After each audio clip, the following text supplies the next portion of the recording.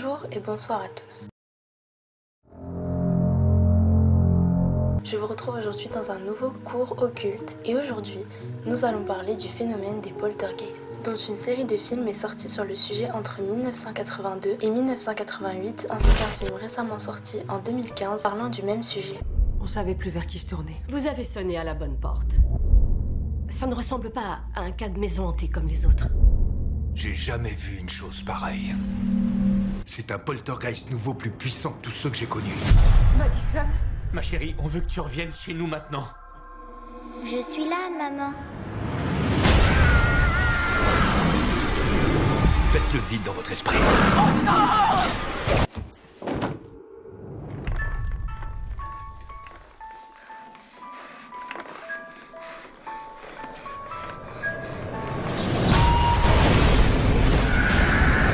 Quittez cette maison! Il y a des trucs bizarres, maman. Donc maintenant, on va un peu plus se pencher sur l'étymologie du mot poltergeist. Le mot poltergeist est un mot qui vient de l'allemand. Poltern veut dire faire du bruit et geist, esprit. Le poltergeist est un phénomène paranormal qui consiste à faire des bruits divers, à déplacer ou à faire disparaître des objets, mais aussi d'autres phénomènes qui sont classés inexplicables. Les poltergeists se manifestent en donnant des coups ou des bruits violents semblables à des bruits de percussion, des projections d'objets ou même de débris, des téléportations ou même des lévitations d'objets et dans les cas les plus extrêmes, des actions sur des personnes comme des griffures, des morsures ou l'emploi d'une voix spectrale. Donc maintenant je vais vous raconter une petite histoire qui s'est passée au Kent, à Gravesend, donc je sais pas du tout si je prononce bien. Le seul souci avec cette histoire, c'est que j'ai réussi quand même à avoir quelques débris, des extraits, etc. Mais ils n'ont pas vraiment voulu donner leur nom, ils ont essayé de rester le plus possible dans l'anonymat, du coup ça va être un petit peu compliqué, mais j'ai essayé de me débrouiller pour vous en trouver quelques extraits. Robert, Pauline et leur fils Barry ont emménagé dans une maison dans le Kent à Gravesend et y habitent depuis une dizaine d'années. Il y a environ 6 ans, ils ont commencé à observer des phénomènes étranges qui se déroulaient autour du jeune Barry et de sa chambre à coucher. Apeurés par ce qui devait être un fantôme, les voisins et les amis de la famille ne venaient plus leur rendre visite. Un certain nombre de phénomènes ont alors été enregistrés, et ils y étaient si troublants que rien ne pouvait les expliquer.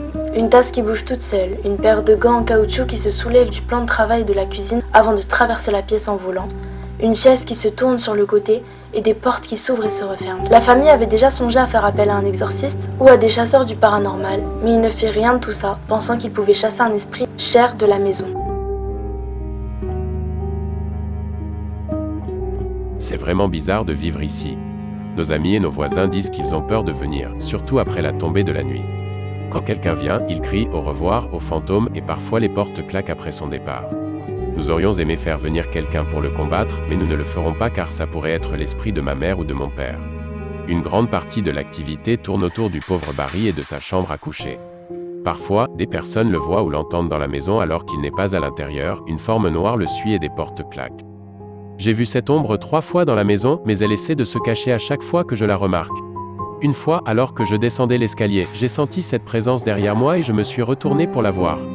Ce n'était définitivement pas mon ombre, mais je ne suis pas arrivé à comprendre ce que c'était. En fait, ça ressemblait à une masse noire. Une nuit, je me suis réveillé à 3h47 du matin et j'ai entendu un bruit. Quand nous avons vérifié en bas, des photos avaient été jetées un peu partout. Il y avait quelque chose qui me faisait peur dans ma chambre, ce n'était pas seulement dans ma tête, il y avait définitivement quelque chose. Ça essayait sans arrêt de me réveiller. Ça bougeait étrangement et je me suis senti effrayé pour la première fois. Finalement, nous avons décidé de tout filmer car il y avait manifestement quelque chose et que nous voulions le prouver. Nous avons donc installé des caméras un peu partout dans la maison pour voir si nous pouvions le capturer. Je crois que c'est un moine qui hante notre maison. Je sais ce que j'ai vu, ce n'était pas le fruit de mon imagination. La chambre de Barry pourrait être un portail. Ça suit mon fils. Nous avons pris en photo une forme grise dans les escaliers. Ce n'est pas de la fumée, personne ne fume dans la maison. Les gens ont tous un avis différent. Je ne dis pas que la maison est vraiment hantée, mais il se passe quelque chose et nous ne savons pas ce que c'est. Ma mère croyait dans tous ces trucs paranormaux et elle disait qu'elle pouvait parler aux morts. C'est seulement après qu'elle soit venue à la maison que ces choses ont commencé à se produire.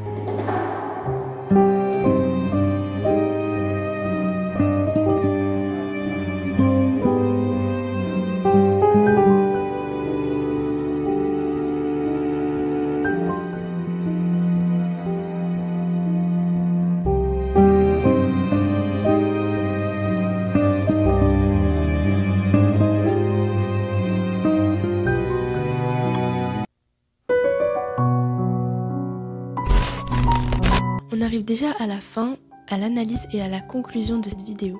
Donc déjà, on va parler des séquences qui sont tirées du coup des réelles caméras de surveillance qui étaient chez cette famille. Donc déjà pour les 2 premières séquences où on voit la tasse ainsi que le gant sont potentiellement trucables, mais vu la réaction de Robert, je crois, pour moi c'est pas possible qu'elle ait été truquée. Ensuite pour le gant, il y avait personne dans la pièce, donc déjà c'est pas quelqu'un qui l'a jeté. Et ensuite on voit clairement que c'est une caméra infrarouge, donc c'est dans le noir. Donc pour retoucher ce genre de séquence c'est assez compliqué, sachant que au vu de la qualité justement de cette caméra, pour moi c'est pas trop possible, je pense pas qu'ils auraient vraiment les moyens de faire des choses comme ça. Donc voilà. Ensuite pour les 2 dernières séquences où on voit la chaise ainsi que la porte, ça m'a laissé perplexe parce que pour la chaise, il y aurait pu y avoir quelqu'un en dessous ou à côté qui va simplement faire bouger la chaise. Vu l'angle, bah du coup on voit rien. Et ensuite pour la porte, pareil, quelqu'un par terre. Après moi personnellement, je pense pas qu'ils auraient que ça à faire parce que ça se voit clairement. Ils sont apeurés, ils en ont marre de cette situation. Donc personnellement, je pense que les séquences sont toutes réelles. Après c'est à vous de voir et de me donner vos opinions par rapport à ça parce que je sais qu'il y en a quelques-uns d'entre vous qui vont rester perplexes par rapport à ça. Donc voilà, pour les séquences, vous avez mon avis. Donc maintenant pour l'histoire globale. De ce que j'ai compris, de ce que j'ai vu, lu, etc. Pour moi elle est réelle parce que on a eu les 3 versions. On a eu la version de Barry, la version de Robert et de Pauline.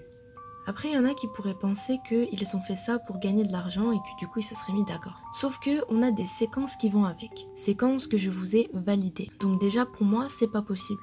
Donc l'histoire est réelle. Ensuite, par rapport à l'esprit, parce que forcément, il faudrait comprendre pourquoi cet esprit les tourmente. Alors, déjà rappelez-vous dans le début, quand Robert racontait cette histoire, il a dit que sa mère était médium et que sa mère pouvait entre guillemets parler aux morts. Je tiens à vous rappeler et à vous préciser que ce n'est pas possible d'être en contact avec des esprits chers. C'est pas possible. Il y a des exceptions certes, mais sinon c'est pas possible. C'est souvent des esprits ou des démons de l'au-delà qui s'amusent justement à vous faire croire que c'est des esprits chers, etc. Je vous l'ai expliqué dans la vidéo du Ouija. Vous lui posez des questions sur le passé, et il va pouvoir vous répondre parce qu'il est au courant, il sait et il ment. Donc déjà, l'option esprit cher est à bannir. Ce n'est pas possible. Est-ce qu'il est malveillant ou non? De ce que j'ai compris, il n'y a pas eu d'agression. Comme je vous l'ai expliqué dans le début de la vidéo, il n'y a pas eu de morsure, de voix spectrale, etc. Enfin tout ça, il n'y a pas eu. Il y a simplement eu des manifestations, donc des choses qui bougent, des choses qui volent, des choses qui se retrouvent au sol, etc. Mais rien de vraiment grave ou de violent qui a pu les atteindre physiquement eux-mêmes. C'est pas forcément un esprit vraiment malveillant. Il n'a pas voulu leur porter atteinte. Donc vu que c'est la mère de Robert, donc qui est médium, qui a rapporté cet esprit dans la maison, parce que comme il l'a dit avant ça, il n'y en avait pas, je pense simplement que cet esprit a voulu s'amuser et a voulu simplement, voilà, se manifester et faire comprendre qu'il est là. Voilà, j'espère que la vidéo vous aura plu. On se retrouve très bientôt dans un prochain cours occulte.